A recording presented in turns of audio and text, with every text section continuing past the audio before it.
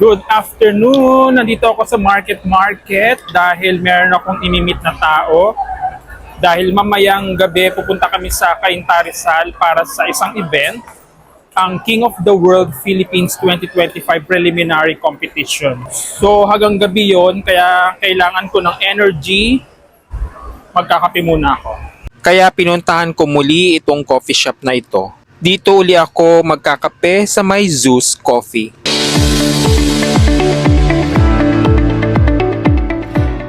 Cafe latte ang ordering ko dito at Lydia ang type of coffee beans na gagamitin. Medyo fruity ang flavor niya.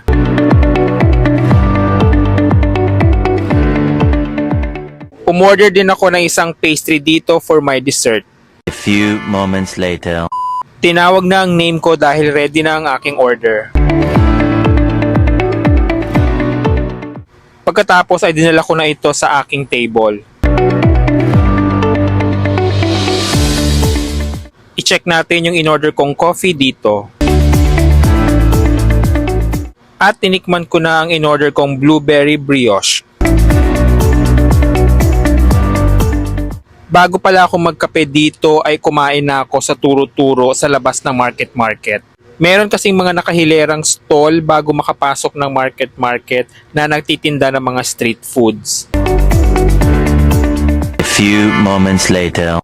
My gosh, natapos na akong magkape, wala pa yung hinihintay ko. Usapan namin 5 o'clock, mag-alas 6 na. Tapos yung preliminary competition 7 PM sa Cainta Rizal pa.